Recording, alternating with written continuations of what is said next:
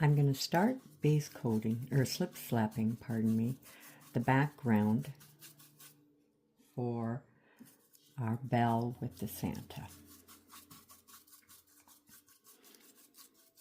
I'm using a 1-inch.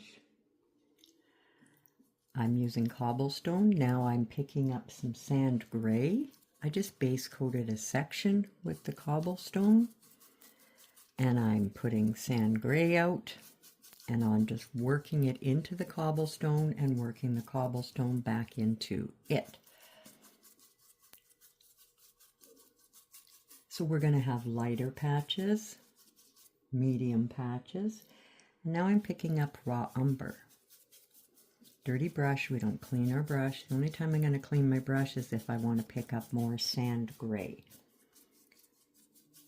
Just nice and soft, slip slap, and that means back and forth, a crisscross motion.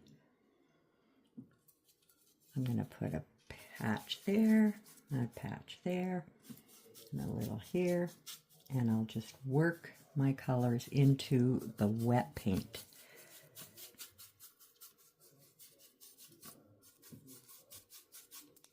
I got a little chunky in there. Take a little more cobblestone, work it into the raw umber, wipe my brush on my toweling. I'm going to pick up the sand gray over on this edge.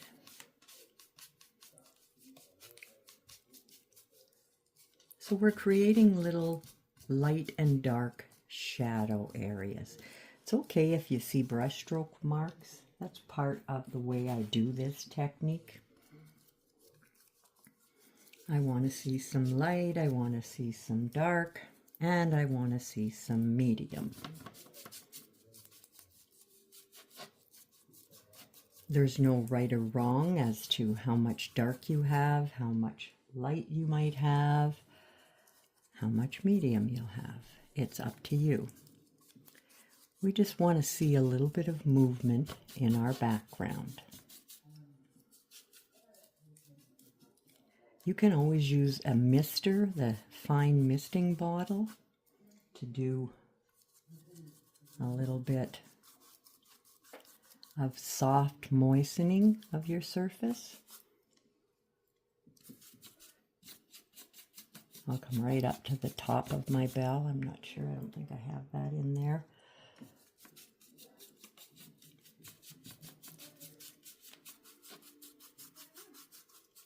And then just nice and softly work the colors together.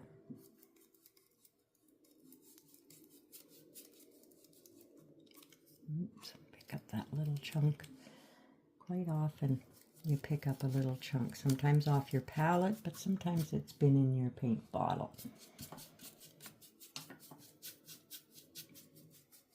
Don't try to move too much paint around. Always just put out some more paint if you're finding it's getting dry. It's usually lack of paint. That holds the majority of our moisture. If you feel you need to moisten your brush, dip your brush into the water bucket, blot on your toweling before coming onto your surface. That will make the difference for you.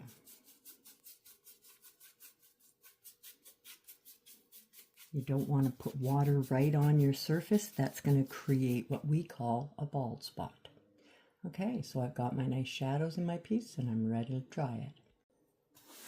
We're going to start by streaking some snow. I've got a little moisture in my brush so that the warm white isn't solid paint. I want to have a little transparent here. We're going to streak in a little bit underneath to give us some footing for our picture. We don't want our caribou to look like he's floating. And then I'm just going to take the brush and kind of slip slap a bit. We're going to put a little more later on, a little more defined. I just want to have a little bit of texture in this snow. I don't want it to all look perfectly straight. So I'm just picking up more paint. I'm not adding any more water or moisture to the brush. And I'm not getting solid paint. I just pick up a little bit, and you see that I'm just a little bit of slapping away, not so much complete X's, kind of more like little crisscrosses, little wispy loose strokes. That's all I'm looking for. And we, like I say, will be putting in a little more defined later on. Okay, and so that was with warm white, and I'm using my 1/2 inch flat. To begin on our antlers, once everything is base coated, I'm going to double load my 1/4 flat with honey brown and milk chocolate, and I'm going to come up along the top, and I'll just kind of chisel my way down. Honey brown up, milk chocolate down. I'm going to do this from the tip of all our antlers. Oh, I picked up something there. So it's the milk chocolate up, and then just go along the top, and I just use the chisel of my brush and bring some fine highlight lines down. So once we have those lines in there, we're going to take a nice fine liner, and I'm going to come from the bottom upwards with my liner and some thin down bittersweet chocolate, nice and fine, and we'll bring up some wood grain lines in our, whoops, sorry about that, calm that down a bit, up into our antlers. So we've got the light lines that came down, and we'll bring a few more dark up, and we'll go through all of our antlers with that. Once my antlers are dry, I'm going to shade with bittersweet chocolate, and I'm going to shade to separate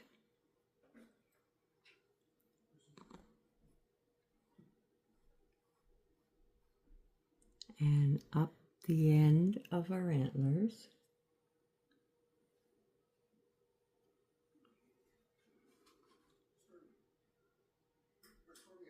This antler is in behind, so we want to have a nice shadow that pushes it back there.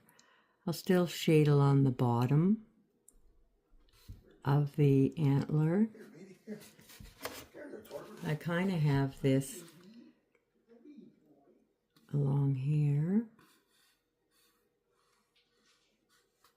shading to separate them. I'll flip my brush around and shade just a little bit in the crevices. I've mixed a little bit of, well, actually I guess a 1-to-1 of the honey brown and burlap, and I'm just going to take a little tiny bit and float a bit more of a highlight on the tips of the antlers. I'm not looking for too much, just a little bit to lift them a little bit from our background. Give them a little bit more of a popping out.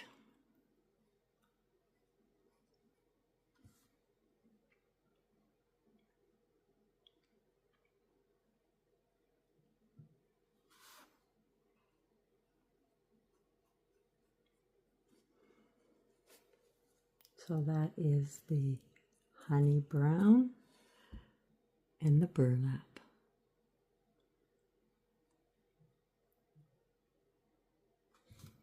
It's just to give a little highlight there. We're not looking to change the colors of the antlers. It is going to lift the antler over the other. So we just come up there and highlight all of these tips.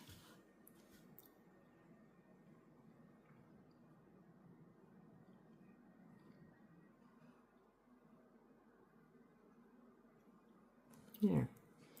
All right.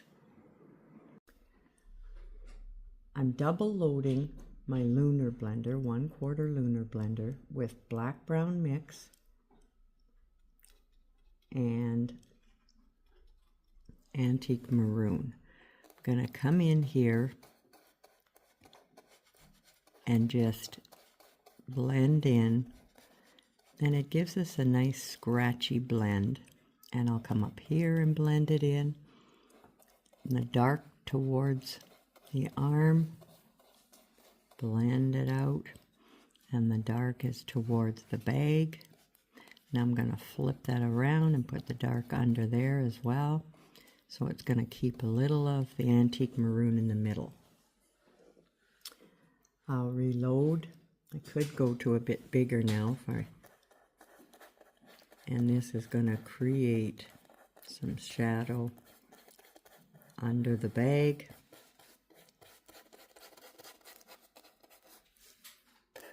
Next to the fur.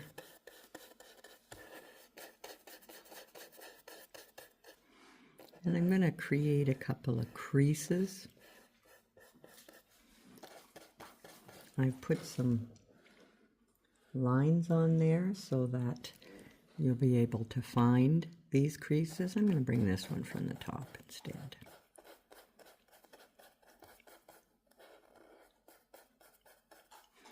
Flip my brush around. I want to blend it so I'm getting that antique maroon in the middle. A little dark along the edge, antique maroon out to the middle.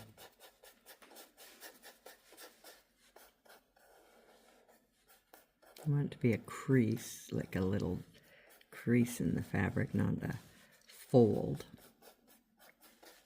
So we just soften it out. We still want to see the antique maroon.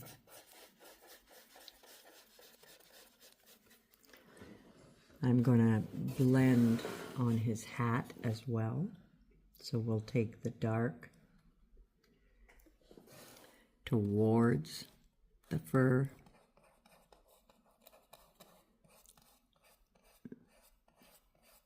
Using the Lunar Blender gives me a little bit of a scratchy effect in here.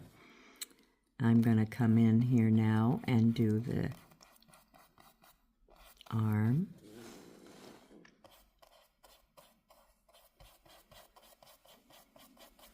And you see I've got some creases in his arm as well.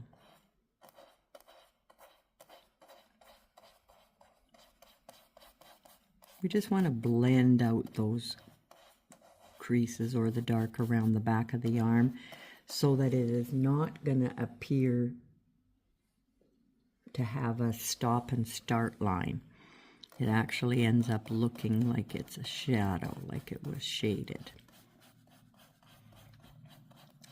And quite often we'll come back and strengthen these up with shading when we're finishing up and doing our final touches.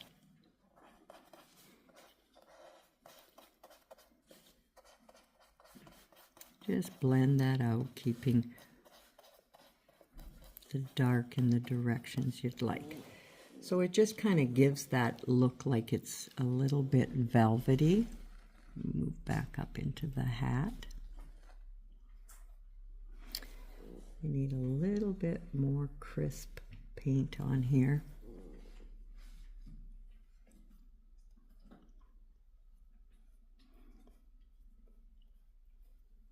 And like I say, I tip the brush this way if I want to put in a bit more of the antique maroon.